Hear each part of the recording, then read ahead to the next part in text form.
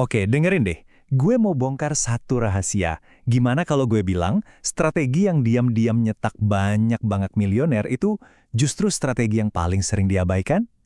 Gak ada tuh yang namanya hype, gak perlu pusing 7 keliling milih saham, gak ada heboh soal saham apa nih yang bakal naik, cuma sesuatu yang jujur aja super ngebosenin. Bayangin ya, kalau aja di tahun 1976 kamu iseng naruh $10.000 ke produk investasi yang super gak viral ini, terus kamu lupain aja. Hari ini, uang itu nilainya jadi sekitar $2,2 juta. Serius, gak perlu jadi dukun saham. Tapi sayangnya, kebanyakan dari kita malah kejebak ngajar yang lagi rame, panik jual beli, dan ya ujung-ujungnya malah boncos. Oke, kita masuk bagian pertama, jebakan main saham. Ini nih kebenaran pahitnya. Kebanyakan orang yang paling otot pengen cepet kaya dari saham, justru hasilnya di bawah rata-rata. Bukan karena mereka bodoh, tapi karena mereka main di permainan yang salah. Ekspektasinya kan kita bakal jadi jagoan pilih saham, cuan cepat, terus jadi sultan. Keren! Kenyataannya, kita malah pusing, stres, lihat teman pamer cuan, kita FOMO, dan malah boncos. Kita tuh sebenarnya lagi masuk ke ring tinju ngelawan para profesional yang datanya seabrek dan sistemnya canggih banget. Ya nggak seimbang kan? Nah, mindset gue harus jago milih saham ini yang akhirnya bikin kita ngelakuin kesalahan-kesalahan klasik. Terlalu sering jual beli, beli pas lagi viral di harga pucuk, jual pas pasar anjlok karena panik. Semua usaha dan stres ini, lucunya, sering banget ngasilin duit lebih sedikit daripada kalau kita diam aja nggak ngapa-ngapain. Dan ini bagian paling gilanya. Lihat angka ini, 76%. Tahu nggak ini angka apa? Ini adalah persentase manajer investasi profesional, ya orang yang dibayar miliaran buat mikirin saham doang, tapi tetap aja gagal ngalahin kinerja rata-rata pasar dalam 10 tahun terakhir. Poinnya simple banget. Kalau mereka yang digaji gede aja kalah sama pasar, gimana nasib kita? Pasar itu nggak peduli kamu sibuk atau enggak. Pasar cuma peduli seberapa disiplin kamu. Nah, disitulah letak kekuatan dari strategi yang bakal kita bongkar abis ini. Oke, bagian kedua, beli aja satu keranjang belanjaan. Terus solusinya apa dong? Konsepnya super simple. Bayangin aja kamu lagi di supermarket. Kebanyakan orang yang main saham tuh kayak gini. Repot banget milih-milih satu apel yang paling bagus. Dicek satu-satu, diliatin, dicium baunya. Khawatir salah pilih. Capek kan? Nah, reksadana indeks itu ibaratnya kamu datang ke supermarket, terus langsung ambil satu keranjang yang isinya udah lengkap. Ada macam-macam buah. Kamu nggak usah pusing nebak mana yang bakal paling manis, karena kamu dapat semuanya. Intinya, kamu nggak bertaruh pada satu perusahaan doang, tapi berinvestasi di ratusan perusahaan raksasa sekaligus.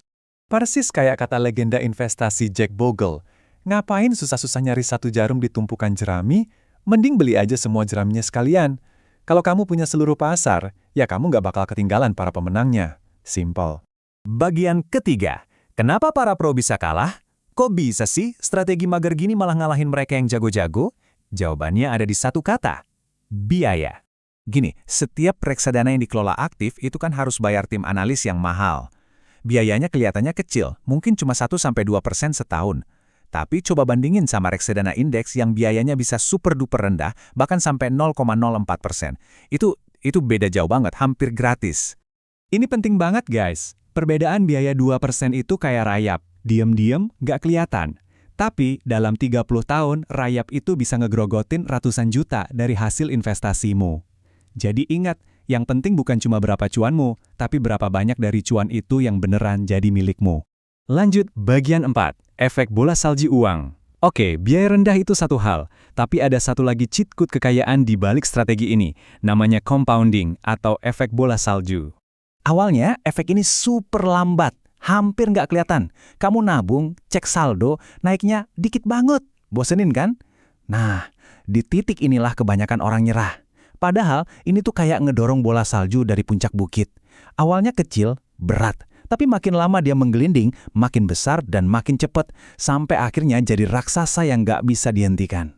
Inilah kenapa konsistensi itu rajanya. Kamu nggak perlu jadi peramal buat nebak kapan pasar bakal naik atau turun. Yang paling penting adalah kamu terus ada di dalam pasar dan biarin bola saljumu itu terus menggelinding.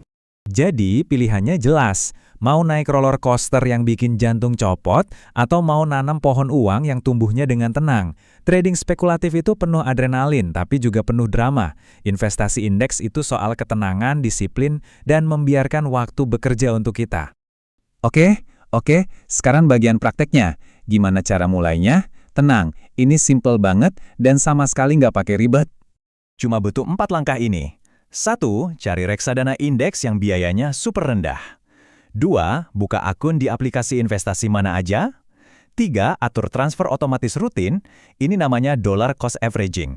Biar emosi nggak ikut campur. Dan yang terakhir, yang paling susah tapi paling penting, tetap konsisten dan sabar, apapun yang terjadi di pasar. Soalnya gini, dalam investasi, ngehindarin kesalahan besar itu jauh lebih penting daripada nyoba jadi jenius. Sistem ini dirancang buat ngelindungin kamu dari musuh terbesarmu, yaitu dirimu sendiri. Dan kita balik lagi ke angka ajaib di awal tadi, $10.000 jadi $2,2 juta. Sekarang kamu ngerti kan kenapa? Ini bukan sihir, ini cuma matematika sederhana dari biaya rendah, diversifikasi yang luas, dan kekuatan dahsyat dari efek bola salju yang dibiarin bekerja selama puluhan tahun. Pada akhirnya, pertanyaannya itu bukan apakah ini seru, tapi pertanyaannya adalah apakah ini berhasil. Karena puluhan tahun dari sekarang, kamu nggak bakal peduli seberapa seru perjalanannya. Kamu cuma akan peduli sama satu hal, apakah hasilnya ngebawa kamu ke tujuan finansialmu. Dan sekarang, kamu tahu jawabannya.